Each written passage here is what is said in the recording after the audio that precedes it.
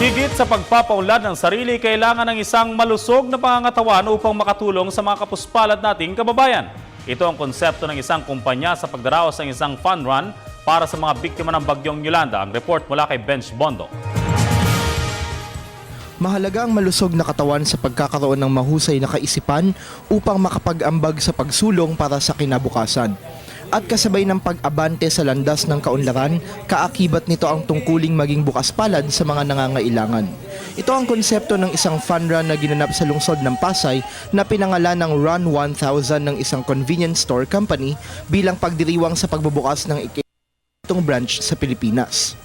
Aabot sa 18,000 runners ang nakisaya sa naturang aktibidad na may 3 km, 5 km, 10 km, 16 km at 21 km sections kung saan nagtipon-tipon muna ang mga ito sa Asiana City Complex sa Pasay at tumakbo hanggang sa bahagi ng Cavite Expressway o Cavitex. May porsyento rin ng kita mula sa fun run na mapupunta sa rehabilitasyon ng mga lugar na hinagupit ng bagyong Yolanda noong nakaraang taon.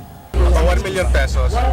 We will be donating 1 million pesos on behalf of the participants to the victims of Typhoon Yolanda to help rebuild the area.